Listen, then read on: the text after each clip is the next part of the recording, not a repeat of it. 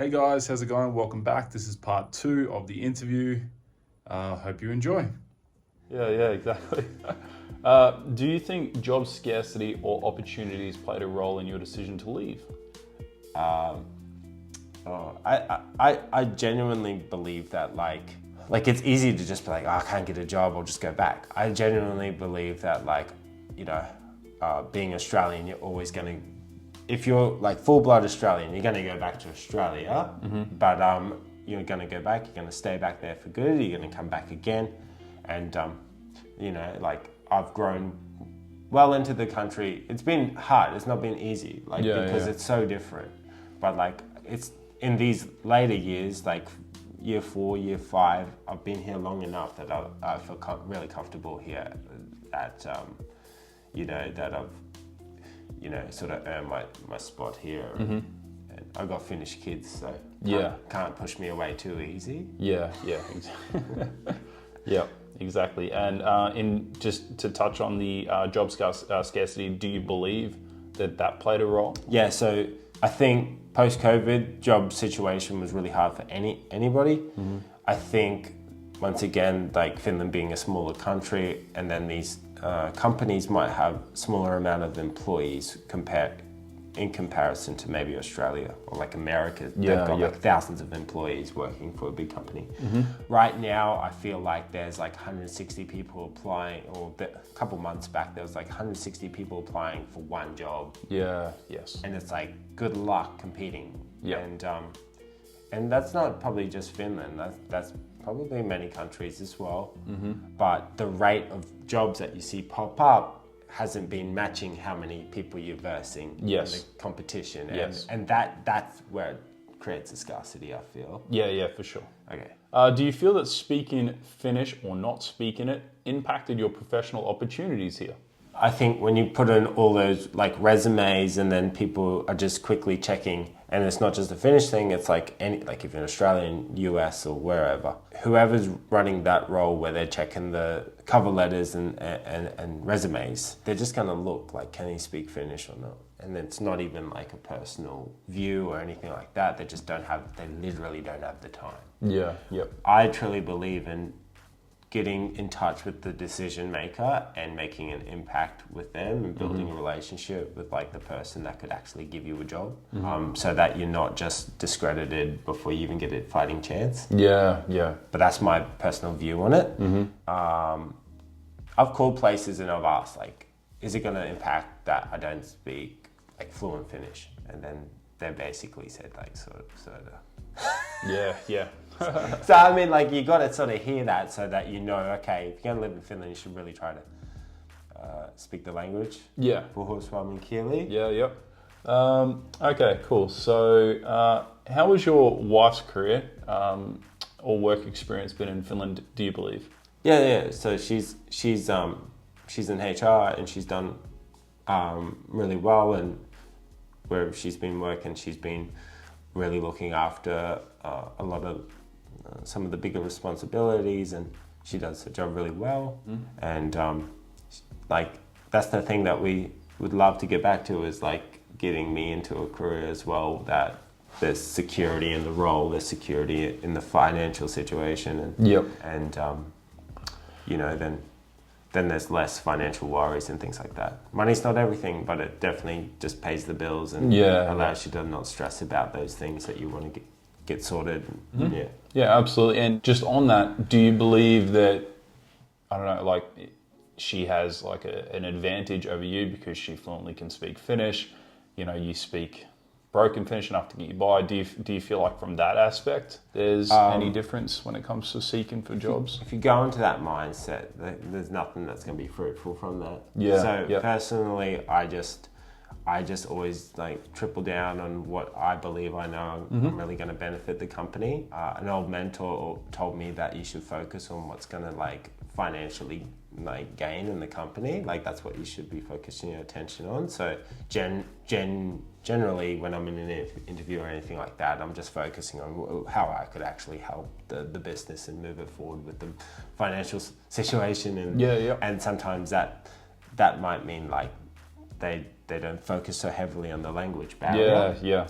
If you're there to really do a job and it's not affected by the language. So, yeah. Yeah, cool.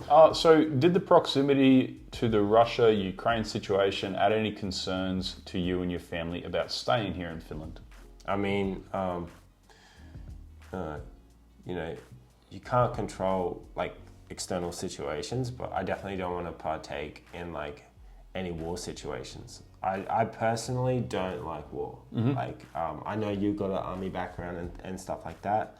I don't, because when you get into the thick of it, you know, where it all ends up and it's not nice. Yeah. So like, unfortunately, like, it's a part of life, you know, and you can't run away from the truth. But I'm like a stubborn kid. It's like, I don't want it to be that way. And then I'm just like, So, it's a bit scary, the idea of war being like so close and things like that. So, obviously I wouldn't want to be around it.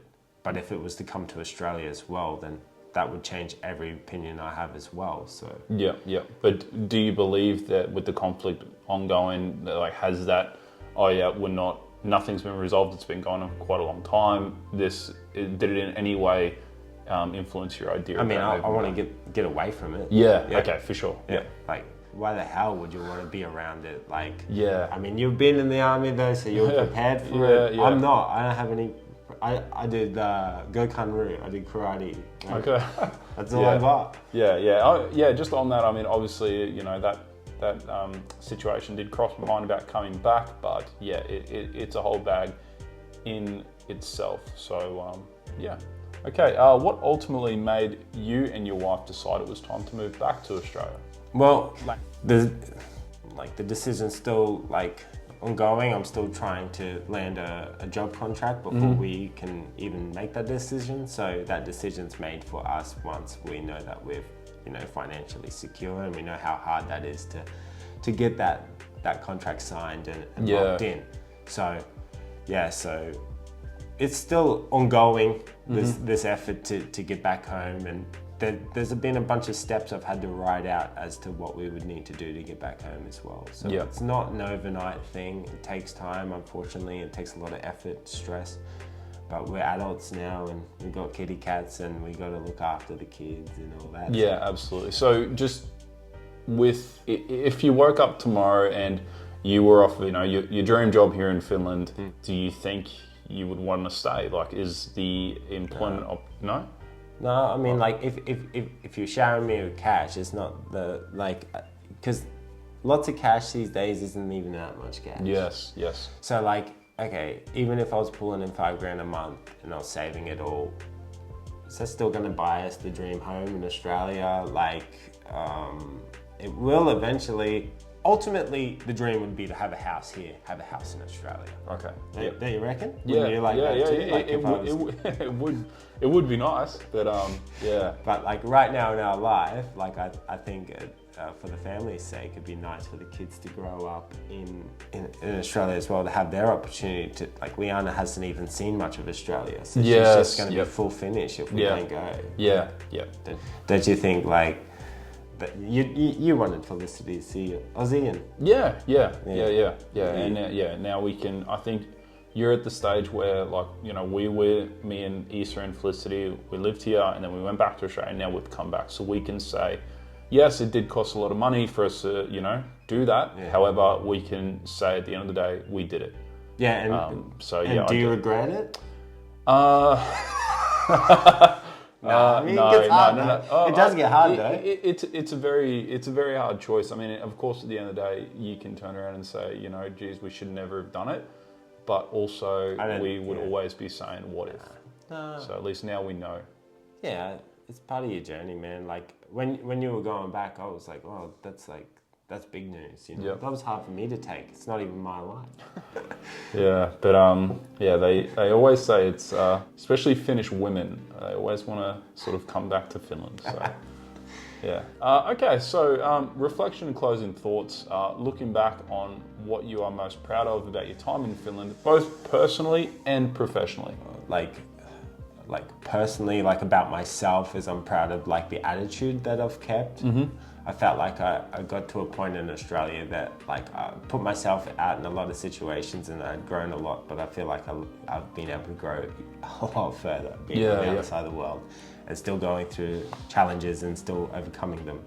But like proudest things is like having kids and seeing them grow up and just seeing how great they are, and definitely like proud of my wife. She's been supportive through all of this. Things have got like way too hard at times, and she's still there. Like you can't deny that. Like that's awesome. I am like I'm a lucky bloke to have like a good woman, but so just proud to keep a positive attitude at negative times and then bounce back from it and have even greater things happen, and it just is this ongoing circle. Yeah. Something hard happens, we get hit by it, what are we gonna do? And then we try harder and Yeah, awesome. So how has living in Finland shaped your outlook on life, family and work?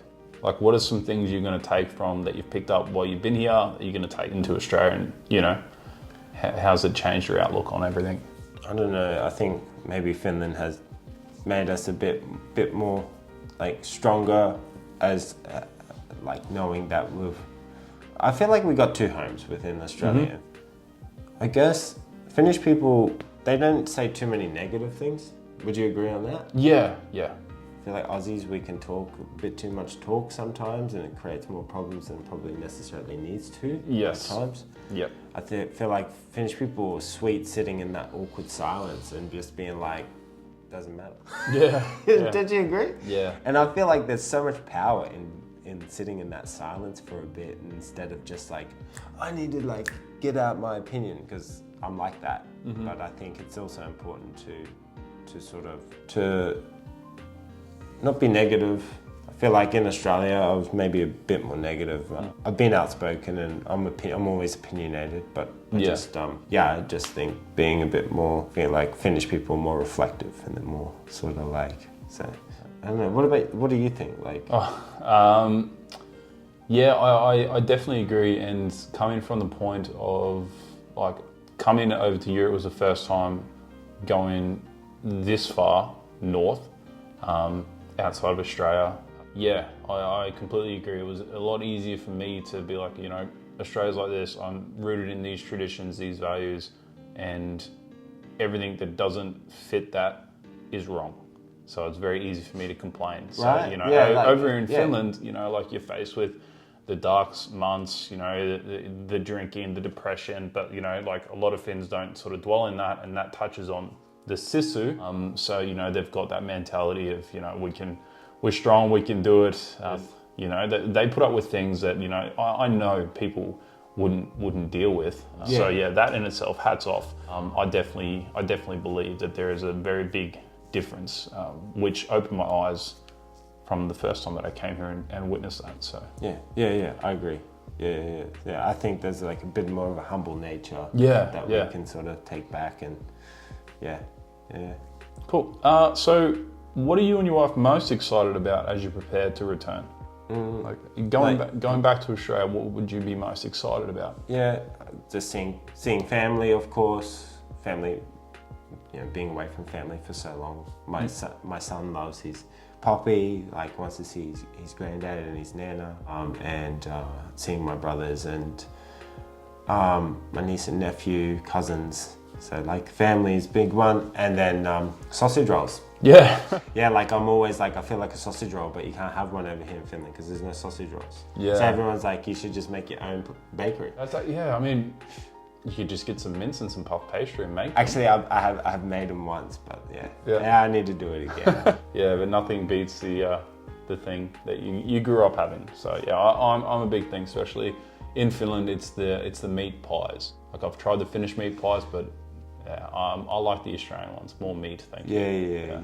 So that, and like the beaches, of course, and yes, just like the little things, like kicking the footy at the park, doing a barbie in the sun. Yeah, doing all that sort of stuff. Don't miss the sun though. Yes, yeah. It's 40 degrees like a couple days ago. So. Yeah. But yeah, you are right, especially myself. Like, you know, the idea of going outside, especially in the weather we've had recently, you know, I'm just not interested, or I do anything to avoid that. But in Australia, you know, it would be complete opposite. You know, any chance you take to go outside, but here you're kind of avoiding it when you can. Oh yeah, and leaving the house with just like shorts and thongs and a singlet. Yeah. Can't do that here. You'd be looked at like, what is he doing? Yeah. That's definitely something I used to take for granted all the time. Okay. Do you see yourself or your family ever coming back to Finland to visit? I mean, obviously you have family still here. Yeah. But yeah, do you see yourself, you know, coming back? Of course. Yeah. And I think now that we've had the Finnish kids, like Finnish the second home for me as well. Yep. And I think for you as well. Yeah. Aussie's always home as well. So we got 2 homes now, and I think, it's amazing to be able to like live between both countries. It's just like, it's your choice, but it's an expensive move, and you know, there's responsibilities and family like relationships we have to consider. But you know, life goes on, and you get to make your decisions, and you get to enjoy what you choose. But of course we'll live back here, and so that's how it is. Just it's only a 26-hour flight away. Yeah, that's right. 26-hour flight and how many thousands of dollars? But yeah, that's the little details. Cool. So finally, if you would like to tell whoever's going to be watching this, what advice would you give to Australians, especially those with families who are thinking about moving to Finland or anywhere abroad? Yeah, like it's all one day at a time. You follow the process. When you're like, if you're coming from Australia, you go to Canberra, you do enter Finland, and you follow the process. But you know, once you're here and you have a place to stay, definitely recommend just like hanging out, like meeting people, being open to learning the language, and keeping a very open mind about learning the language, because like it's not an easy language, so you sort of have to forget English at the same time. That's why kids learn it faster. So I would recommend that anyone that is going to live in Finland does the language course with like Red Cross. They will give you like cakes and cookies, and you get to learn how to do all the greetings and things like that. And then I went to university here. I loved it. So I would recommend university for anyone that's on the fence about that, because I feel like that has really prepared me. I had a very negative opinion about university before because of how much it costs, and return on investment is like, I don't know, you invest 100 grand, are you going to get that money back? I mean, you should, but I didn't want that big loan over my head, but it's a uni loan, so people are used to that. But yeah, recommend connecting with people here, making friends. If you got family here in Finland, visit them and spend the time with the loved ones you have here. Yep. And then just continue to build your friendships out, and use your network to get jobs, and use those warm contacts well. And I think that's the base start to like flourishing here. Yeah, absolutely. And yeah, of course, if you do have any questions, you know, about the transition process, or you know, you're an expat in Finland, and you do have any questions, feel free to reach out to myself. Comment in the comment section of this video, and you know, also you can touch base with Cody. I'll put his details in the description. Cool. But yeah, lastly, Cody, thank you so much for sharing your story with us. It's been fascinating to hear about all the things you've been doing, all your journey, career, and the balancing and everything that you've been doing here in Finland. And it's been good to hear about what's next for you, you know, with Australia. So I'm sure a lot of people that are watching will find this incredibly insightful. I hope so. I hope it hasn't been a bit too boring or anything. Yeah, no, I'm sure it's been great. Cool. So if you enjoyed this video, don't forget to like, subscribe, comment down below any questions, like I said. And thanks for watching. Thank you again, Cody, and we'll see you in the next one. Bye. Thanks, Jack. Bye.